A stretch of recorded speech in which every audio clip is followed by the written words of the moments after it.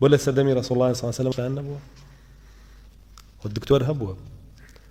والساج هبوه بلام آية خلوي لقل كراعه آية لمسو مسي تيابوه كشفي تيابوه يعني لەگەڵ مێردەکەتە ڕۆی بۆ لای دکتۆرێ بێ ئەوەی دەستە لێ بە و بێ ئەوەی هیچ شوێنێکت دەربخا نەخۆشیەکەتی بۆ باسەکەیت و عیلاجت پێڵە من کێشەی نییە بەڵام دەست لێدانی تێکەوت ئیلا بێژن بێ دکتۆرەکە ئەو وەختا بە پیاوەکەی تۆش بێتە دەرەوە بۆی نییە بە دیارتانەوە دانیش چونکە وافرەتێک ئەگەر دەرکەوتنی جسمی تێکەوێ ئیلا بێ ژن بێ دکتۆرەکە ئەو وەختا بە پیاوەکەی تۆش بێتە دەرەوە ئەمە دینە مە شەرعە كرسول الله صلى الله عليه وسلم فرمي هر كروكتشي هر نيرينا ومينه قلت اما بو هموي اجريتوا دكتوريك وافرتك ما مصايك وافرتك كسيك وافرتك ترى افرتك دكتوره ومراجعيك ناخوشه ما مصايك افرته وتلبيك بياو هموي اجريتوا كسي ليدر نكردوا رسول الله صلى الله عليه وسلم نفرموا الا امو او نبي سيميان شي فرميدي شيطان يا سيميان توبه كميردكيد با شيطان نبي حزق الشيطان به خو بخواي قومينك شيطان خوب بايجنا قومي انجام يرى اللمس وكشف وبابتاني تبكي هيت شرعينيه كاك برون بون بينن الم اسلامه او تدروس ببام نيش بلن باش كم قسانا اكي خلق شاخي لي يروي هاتش انا خوي جوشي لي الرواو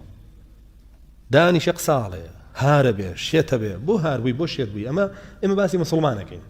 تو مشرك يكو كافر يكو علماني برو بارزي خو جنه بوكي بيبيبا كشمان نيه چۆن ڕوتیەکاتەوە باڕوتی کاتەوە چۆن فەحسیەکە بابیکە بەڵام ئێمە وەکو مسلمان ئەمە دینەکەمانە ئێمە نایڵین وابێ و حکومەکەشی بە مسلمانان ئەڵێن بۆیە کە حکومەکەی ئەڵێن بە مسلمانان تۆ بۆ لەولاوە هاربووی دیارە شەو ڕۆژ تۆ ژنەکەی خۆت لەوەیە ئەو فەحسانە ئاکرێ ئێمە باسی تۆ ناکەین بڕۆ تۆ بارەزی خۆچێکی بکەین باسی مسلمانەکەین کە ئەم ئەحکامانە باسم کردووە لە درێژایی ئەم دەرسانەمە هەر لەوەتەی هەم من داعواکەم قسە بۆ مسلمانەکەم كأحكام كان رونا كم بو مسلمان يكم بو كافر ومشرك ومنافق لولا أخوي تيجنا وشيت ببيع وهارب ببيع لقال تو مني كاك بو هارب بيبو شيت برو تو جنة شيلي أكيلك برون بوم بيان لفقه إسلامية بيا كي مردو أفراد كي مردو لجوارا كادروس ببنيجله بوم بيان بمردوي بوم بيان أي شون بزينو يدرسا هم مشتاق كان بيكو هم جاني ببينه تبيستك إيه شرعا باسی غیرەتە ماڵ و مناڵ پاراستنە کە ئەوە بەربڵاو کرا ئەنجا ئەوە ڕوویدا خۆ ساڵە کابرایان نەهێنا سەر تەلەڤیزیۆن وتی 7 ساڵە بە حساب باوکی دوو مناڵم سەیرەکەم مامیانم خۆتان نەتاندی نەیان هێنا لە کەناڵەکان کە ئێمە باسی ئەمانەکەین کە ڕەسوڵ الله صلی الله علیه و سلم فەرمێ برای مێردەکەش مردن باشترە لەبەر ئەوە باشترە دوای 10 ساڵ نەیتەوە بە خۆ تا سیرکی مامیانی لەبەر ئەوەیە کە ئەم حکمانە هاتووە لە شەرع هر زۆر ضروریش بێ دکتۆرێکی ئافرەتمان دەست ناکەی و ژنەکەم پێویستی بە عملیاتێکە ئەوەندە دەرەخرێکە شوێنی عملیاتەکەیە نەک جلی لەبەر داکەنی لایلۆنێکی بەبەراکەی کە هیچ فەرقی نییە لەگەڵ ڕوودبوونەوەیە هەر ئەوەندە پێویستە جارێ ئەسڵەن ئەگەر پیاوێک ڕاست بکە ئیشی چییە بە نەخۆشی ژنانە ئیشی چییە پێی پیاوێک ڕاست بکە ئیشی چییە بە شۆردنی بە فرۆشتنی جلی ژێرەوەی ژنانە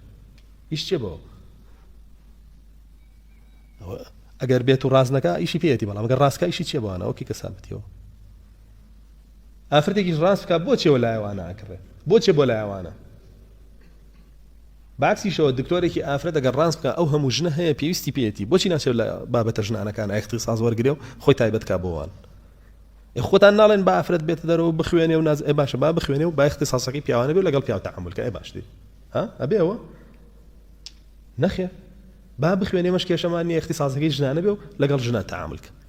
بەمەرجە شەرعیەکانی خۆی جاکە تۆ دکتۆری ئافرەت دەسەکەی بۆچی بۆ لای پیاو تۆش کە پیاوی دکتۆری پیاوە دەسەکەی بۆچی بۆ لای ئافرەت ئەمە حەقیقەتە کاکە ئەمە دینە ئیمامی عەلی سەحابە بۆی فەرموو بەرامبەر جەیشێ دامنێن بەڵام لەگەڵ ئافرەتێکا دامنێن ئەین بەرامبەر جەیشێ ئینسیحاب ناکەم من شەڕی خۆمەکەم بەڵام لەگەڵ ئافرەتێ خۆم پێ ناگیرێ ئەم سنوورانە کە دانراوە الله جل جلاله فەرمێ تلك حدود الله فلا تعتدوها ومن يتعدى حدود الله دعاء كريم ومن يعصي الله ورسوله ويتعدى حدوده حكمك چییە يدخله نارا خالدا فيها وله عذاب مهين ئێمە حدودی ئەڵڵا باسەکەین ئەگەر تۆ ئەڵڵا ناپەرستی بڕۆ حدودت نییە تۆ بۆ خۆت چیەکەی بیکە وەکو ئەو هەموو مەڕ و ماڵاتەکە بۆ خۆیان لەو دەشتایە چیەکەن و چۆنیان وە ڕۆناوە بژی کێشەمان نیە لەگەڵ تا بەڵام من باسی سنووری ئەڵڵاکەین جەل لە جەلال باسی قاڵبیەوەکەین بۆ پیاویش و بۆ ژنیش دایناوە کەسی بۆی نییە لێی دەرچێت